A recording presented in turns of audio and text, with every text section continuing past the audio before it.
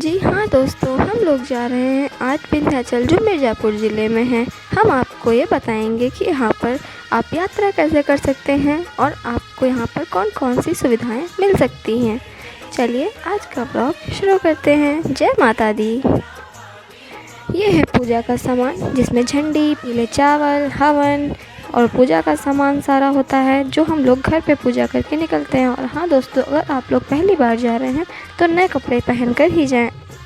ये हमने किया माता रानी के नाम का हवन करने के बाद हम जाएंगे अपने आसपास के मंदिरों में पूजा करने, जस्ट लाइक का परिक्रमा। यह है हमारे घर के पास का मंदिर। यहाँ पर दर्शन पूजा आरती करने के बाद हम जाएंगे दूसरे मंदिर। तब तक आपको बता देते हैं कि आप यहाँ से वहाँ कैसे जा सकते हैं। आप यहाँ से वहाँ अपने पर्सनल साधन के माध्यम से भी जा सकते हैं, बस से भी जा सकते हैं, ट्रेन से भी जा सकते हैं। ये है हमारे घर के पास का दूसरा मंदिर जो बजरंगबली का है। इसके बाद हम वहाँ जाएंगे जहाँ हमारी बस आती है।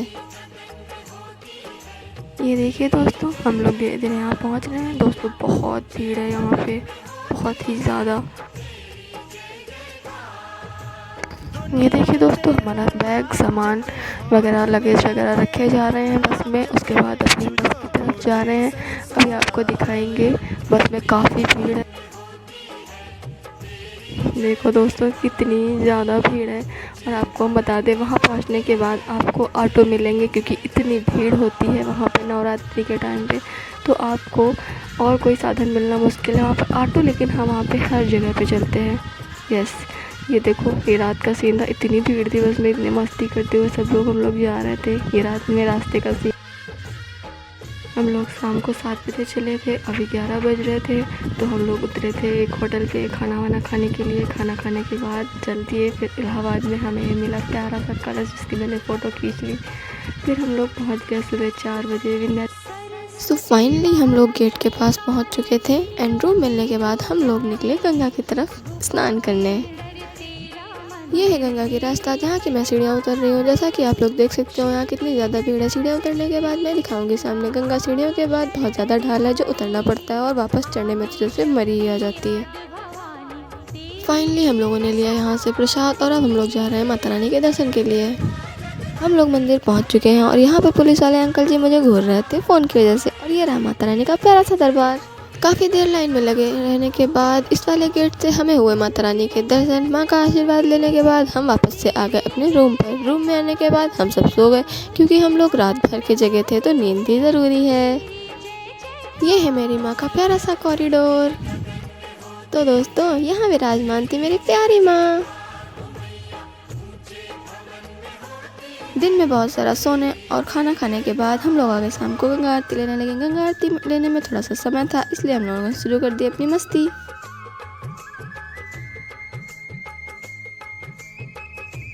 अगले दिन बजे थे रात के 2 और हम लोग निकल लिए त्रिकोण यात्रा के लिए जिसमें माता विंध्यवासिनी के दर्शन हो चुके थे। अष्टभुजा माँ और काली माँ के दर्शन अभी बाकी थे और मैं और यहाँ मेरे साथ के सब लोग पैदल यात्रा कर रहे थे जिसमें से मैं नंगे पाँव थी क्योंकि मुझे कुछ खास चाहिए था।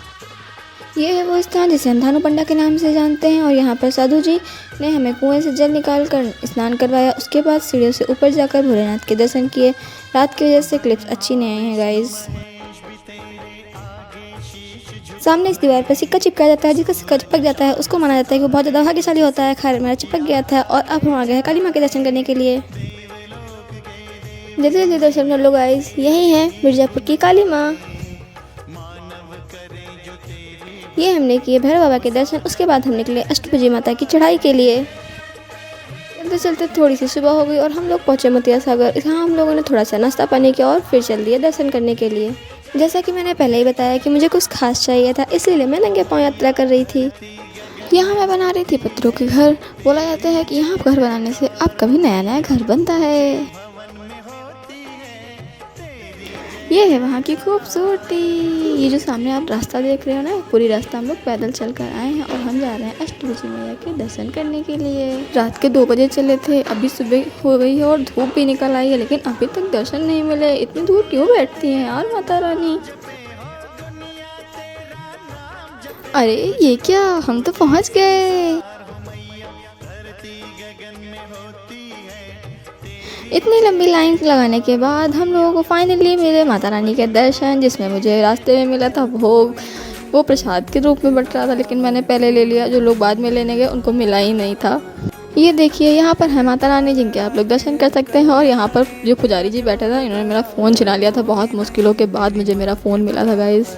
पूजा माता के दर्शन करने के बाद हम लोग ऑटो में बैठ कर आ गए अपने रूम पे। उसी दिन शाम को हम लोग फिर से पहुँचे माँ विंध्यवासिनी के दर्शन करने के लिए, लेकिन वहाँ हो रही थी आरती, जिसमें मुझे 1.5 से 2 घंटे लग गए। बहुत लेकिन मज़ा आया, बहुत घंटे बजाए हम लोगों ने। इन्हें वहाँ की असली विंध्यवासिनी माँ माना जाता है और इन्हें वहाँ के पुजारी ताले में बंद रखते हैं। फिर हम लोगों ने पैसे देकर ताले खुलवाए और उसके बाद यहाँ पे पूजा करी। उसके बाद हम लोग आ गए मंदिर के ऊपर, जहाँ हम लोगों ने 5 परिक्रमा करी। ये थी वहाँ की दुकानें। यहाँ पर चूड़ियाँ और चुनरी बहुत ज़्यादा फेमस थी। ये क्लिप मेरे पास से खो गई थी, इसलिए मैंने इसको स्नैप से डाउनलोड किया। इसीलिए इसमें लिखा हुआ है कि किसी को कुछ चाहिए, क्योंकि मैंने अपने स्नैप के लोगों से पूछा हुआ था। अगले दिन सुबह 3 बजे हम लोगों ने मिर्ज़ापुर से चल दिया था और हम लोग निकल लिए संगम के लिए। संगम में हम लोगों ने नहाया नहाने के टाइम, और संगम का क्लिप हम लोग नहीं बना पाए क्योंकि हमारी तबीयत थोड़ी ख़राब हो गई थी। और हम अब जा रहे हैं बजरंगबली के दर्शन करने के लिए, जिसे हम बड़ा हनुमान मंदिर बोलते हैं इलाहाबाद का। ये रहे मेरे प्यारे प्यारे से बजरंगबली। अब हम आ गए राम जी, लक्ष्मण जी और सीता मैया के दर्शन करने के लिए। अब हम आ गए वापस घर। तब तक के लिए लाइक, शेयर एवं सब्सक्राइब करना ना भूलें। हर हर महादेव।